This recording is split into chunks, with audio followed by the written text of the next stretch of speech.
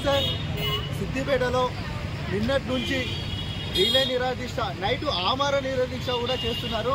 ప్రస్తుతం ధర్మ సమాజ్ పార్టీ ఆధ్వర్యంలో వారు ఈ నిరాదీక్ష ఎందుకు చేస్తున్నారు, వాళ్ళ సమస్యలు ఏంటి, వాళ్ళ డిమాండ్లు ఏంటి, ఒకసారి వాళ్ళని అడిగి తెలుసుకునే ప్రయత్నం చేద్దాం. చెప్పండి అన్న, సమస్యలు ఏంటి, ఎందుకోసం నైట్ పూట కూడా చేస్తున్నారు?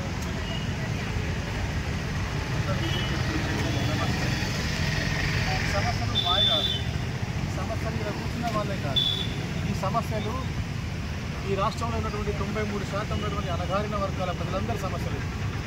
ఈ సమస్యలకి పరిష్కారం రావాలంటే ఖచ్చితంగా ఈ మనం పెట్టుకున్నటువంటి 5 డిమాండ్స్ ఏవైతే ఉన్నాయో ఖచ్చితంగా ప్రతి మనిషికి ఉచిత వైద్యము, అదేవిధంగా ఉపాధి, భూమి, ఇల్లు అనేటువంటి ఈ 5 అంశాలు ఖచ్చితంగా వచ్చినట్టయితే ఆ ప్రజల జీవితాల్లో మౌలికమైన మార్పు కలిపి కనుక ఖచ్చితంగా ఆ 5 అంశాలు ఈ రాష్ట్ర ప్రభుత్వాలు, కేంద్ర ప్రభుత్వాలు ఇవ్వాలని చెప్పేసి ఈ భారత రాజ్యాంగ పుస్తకంలో పొందుపరచబడి ఉన్నది కనుకనే ఈ భారత రాజ్యాంగం ఆధారంగా ఎన్నికైనటువంటి ఈ ప్రభుత్వాలని ఈ భారత రాజ్యాంగం చెప్పిన ఈ 5 డిమాండ్లను ఖచ్చితంగా నెరవేర్చమని ఈరోజు ధర్మ సమాజ్ పార్టీ సిద్దిపేట జిల్లా కమిటీ ఆధ్వర్యంలో ఈ దీక్ష ద్వారా అడుగుతా ఉన్నాం. ఈ 5 డిమాండ్లు ఏంటి అంటే అందరికీ ఉచిత విద్య కావాలి, ఉచిత వైద్యం కావాలి, చదువుకున్న ప్రతి మనిషికి ఉపాధి కావాలి, అదేవిధంగా ప్రతి కుటుంబము తనను తాను పూజించుకోవడానికి, ఒక గౌరవప్రదమైన జీవితాన్ని గడపడానికి 1 ఎకరం సాగుయోగ్యమైన భూమి కావాలి, అదేవిధంగా ఆత్మగౌరవంతో బతకడానికి ఒక ఇల్లు కావాలి, అది 4 గదులతో ఉన్నటువంటి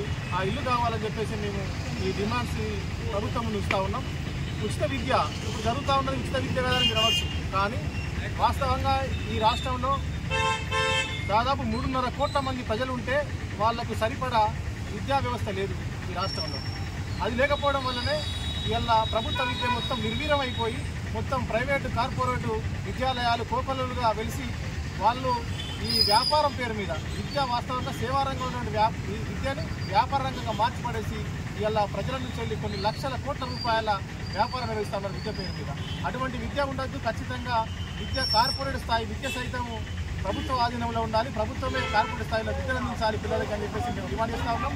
అలా చేయలేని పక్షంలో ప్రతి విద్యార్థికి ₹1,00,000, సంవత్సరానికి ₹1,00,000 చొప్పున విద్యార్థి కేటాయించాలని చెప్పేసి మేము డిమాండ్ చేస్తూ ఉన్నాం. అనకపోతే ప్రభుత్వ వైద్యాలయాలు తీసుకుంటే వాస్తవంగా ఈ అంశాలన్నీ మేము ఎక్కడో మామూలుగా ఒక చెట్టు కింద కూర్చొని మాట్లాడలేము. మా జిల్లా కమిటీగా ఈ జిల్లాలో ఉన్నటువంటి అన్ని ప్రభుత్వ విద్యాలయాలని, వైద్యాలయాలని సందర్శించిన తర్వాత ఒక సమగ్రమైన రిపోర్టు ఆధారంగా మాట్లాడుతున్నాం. ఇలా చాలా వరకు దాదాపు 14 లక్షల మంది జనాభా ఉంటే ఈ జిల్లాలో కేవలం 45 నుంచి 50 మాత్రమే ప్రభుత్వ దవాఖానాలు ఉన్నాయి. మరి మిగతా అన్నీ కూడా ప్రైవేటు దవాఖానాలు, కార్పొరేట్ స్థాయి దవాఖానాలు. ఆ కార్పొరేట్ స్థాయి దవాఖానాలకు పోతే ఈరోజు సగటు కూలీ చేసినటువంటి ఒక మనిషి యొక్క జీవితం మొత్తం కూడా తన ఆదాయం ఏదైతే ఉందో తన ఆదాయం అంతా ఆ కార్పొరేటు హాస్పిటల్లో పాలవుతూ ఉన్నాయి. అందువల్ల ఫైనాన్షియల్గా ఈ కుటుంబాలన్నీ ఇంకా వెనుకబడిపోతూ ఉన్నాయి.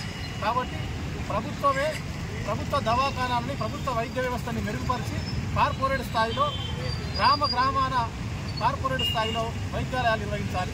అందులో భాగంగా ప్రతి గ్రామంలో ఒక దవాఖానా కట్టాలి. ఆ దవాఖానాలో ఉచిత టెస్టులు చేయాలి, మందులు ఇవ్వాలి, రోగులకు సరిపడా ఆహారం ఇవ్వాలి. అదేవిధంగా అక్కడ 4 డాక్టర్లు ఖచ్చితంగా ఉండాలి, మినిమం 4 డాక్టర్లు ఉండాల్సింది అక్కడ. అందులో ఒక MD జనరల్ ఫిజిషియన్ ఉండాలి, అదేవిధంగా ఒక గైనకాలజిస్ట్ ఉండాలి, ఒక పీడియాట్రిక్ డాక్టర్ ఉండాలి. అదేవిధంగా ఈ మధ్యకాలంలో వస్తున్నటువంటి అనేక డయాబెటీస్ పేషెంట్స్ కాబట్టి ఇటువంటి ఒక స్పెషల్ డాక్టర్ ఉండాలి. ఇట్లా 4 రకాల డాక్టర్లతోటి ఆ హాస్పిటల్ ఉన్నప్పుడు మాత్రమే గ్రామీణ వ్యవస్థలో ఉన్నటువంటి ప్రజానికానికి ఈ వైద్య సదుపాయం అందుతుందని చెప్పేసి మేము ధర్మ సమాజ్ పార్టీ డిమాండ్ చేస్తూ ఉన్నాం. ఇంకా చదువుకున్న ప్రతి వ్యక్తికి అర్హత తగినట్టుగా ఉపాధి అవకాశాన్ని కల్పించాలి. అదేవిధంగా నైపుణ్యానికి సంబంధించినటువంటి కోర్సులు పెట్టి నైపుణ్యం సంబంధించినటువంటి విషయాలన్నీ వాళ్ళకు నేర్పించి ఇలా ఉపాధి కల్పించాల్సిన బాధ్యత కూడా ఈ రాష్ట్ర ప్రభుత్వం మీద ఉంది. అట్లా పోతే అనేక లక్షల ఎకరాల భూమి ఇవాళ తెలంగాణలో పడవ పడిపోతూ ఉన్నది. ఆ పడవ పడ్డ లక్షల ఎకరాల భూమిని ఈ రాష్ట్రంలో ఉన్నటువంటి 50 లక్షల కుటుంబాలకి ఒక్కొక్కరికి 1 ఎకరం చొప్పున ఖచ్చితంగా సాగుయోగ్యమైన భూమిని అందిస్తే ఖచ్చితంగా వాళ్ళు ఆ సాగు భూమి చేసుకొని వాళ్ళ జీవితాన్ని గడుపుతారు కనుక ఖచ్చితంగా ఎకరం భూమి అందించాలని చెప్పి డిమాండ్ చేస్తూ ఉన్నాం. అదేవిధంగా ప్రతి కుటుంబానికి తాను జీవించడానికి భార్య భర్త ఇద్దరు పిల్లలతో జీవించడానికి అనుగుణంగా 4 గదుల ఇల్లు నిర్మించి ఇవ్వాలని చెప్పేసి ప్రభుత్వాన్ని డిమాండ్ చేస్తా ఉన్నాం. ఇట్లా ఈ 5 రకాల డిమాండ్స్ ఏవైతే ఉన్నాయో ఈ 5 అంశాలు కనుక ఖచ్చితంగా ప్రజలకు అందించినట్లయితే ఆ ప్రజలు సుఖ సంతోషాలతో జీవిస్తారు తప్ప మీరు చెప్తున్నటువంటి 6 గ్యారెంటీలు కాదు, 420 హామీలు కాదు, ఇవేవి ఇచ్చినా అవి తూతు మంత్రంగానే ఉంటాయి తప్ప వాళ్ళ యొక్క మౌలిక జీవితాల్లో మార్పు కలిగించేటువంటి ఆ పథకాలు మాత్రం కాదు. కనుక ఖచ్చితంగా భారత రాజ్యాంగం ఏవైతే చెప్పి ఉన్నదో ఈ 5 అంశాలను ఖచ్చితంగా భారత రాజ్యాంగబద్ధంగా కలిగినటువంటి ఈ రాష్ట్ర ప్రభుత్వం ఈ 5 అంశాలని ఈ జిల్లాలో ఉన్నటువంటి ఈ రాష్ట్రంలో 93% అణగారిన వర్గాల ప్రజలకు అందించాలని చెప్పేసి ధర్మ సమాజ్ పార్టీ తరఫున డిమాండ్ చేస్తా ఉన్నాం.